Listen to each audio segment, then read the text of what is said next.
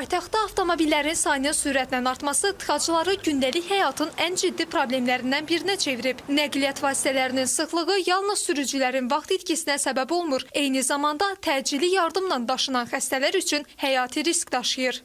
Tıxac problemindən məlum məsələdir ki, bütün nəqliyyat vasitələri əziyyət çəkirlər. Lakin burada əsas məqam ondan ibarətdir ki, təcili tibbi yardım maşınlarının tıxac səbəbindən və yaxud da onlara yol verilməməsi səbəbindən gecikməsi bir çox pasientlərin həyatına təhlükə yarada bilər.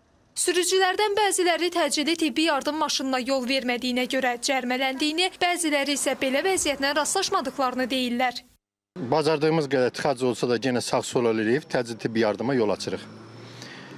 Təcili tibbi yardıma yol açmayan fərz eləsin ki, özünün yaxın bir adamıdır, o təcili tibbi yardımda balnisiyaya çatdırılmaq üçün gedir.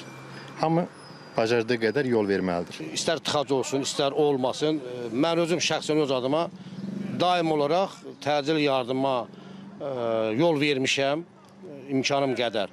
Və mən müşahidə eləməmişəm ki, kimsə yol verməsin. Şəxsən mənim özümə 100 manat cərimə yazıblar vermədiyimə görə. Tıxacla bağlı yol verəmədim, ona görə 100 manat cərimə edildim avtovağzalda. Təcili tibbi yardıma yol verməmisiniz? Bəli, verəmədim. İmkanım olmadı, sadəcə onunla bağlı 100 manat cərimə edildi.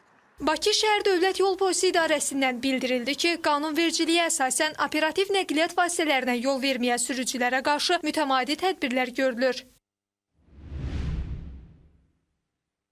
Mövcud qanunvericiliyin tələblərinə əsasən sürücü üstün keçid hüququ olan qırmızı və ya göy sayrışan işıq və xüsus səs siqnalı ilə işarə verən nəqliyyat vasitəsi yaxınlaşdıqda sağa dönmə işıq göstəricisini yandırmalı, həmin nəqliyyat vasitələri üçün zolağı boşaltmalı və ya yol qırağına mümkün qədər yaxın hərəkət etməli, zərurət olduqda isə nəqliyyat vasitəsini dayandırmalıdır. Üstün keçid hüququ olan qırmızı və ya göy sayrışan işıq və xüsus səs siqnalı ilə işarə verən nəqliyyat vasitəsinin müşahidə etdiyi mütəşəkkil nəqliyyat dəstəsinə qoşularaq hərəkət etməməlidir. Əks təqdirdə sürücü barəsində Azərbaycan Respublikası İnzibati Xətalar Məcəlləsinin 331-ci maddəsinə əsasən 3 cərimə balı və 100 manat məbləğində cərimə nəzərdə tutulub. Tibbi ərazi bölmələrini idarə etmə birliyindən isə qeyd olundu ki, təcili yardım maşınlarının hərəkətinin gecikməməsi üçün müxtəlif alternativ yol və marşrutlardan istifadə olunur.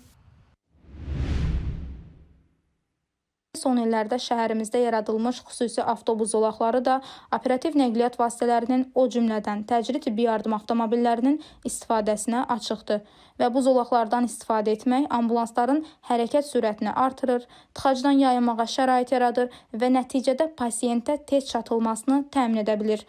Unutmamalıyıq ki, hər dəqiqə insan həyatında əvəz olunmazdır. Tıxacda qalmış təcili yardım maşını bir canı xilas etmək üçün zamanla yarışır. Odur ki, yol hərəkətində məsuliyyətli davranaraq təcili yardımın işini asanlaşdıraq. Həyatları xilas etmək üçün birgə çalışaq.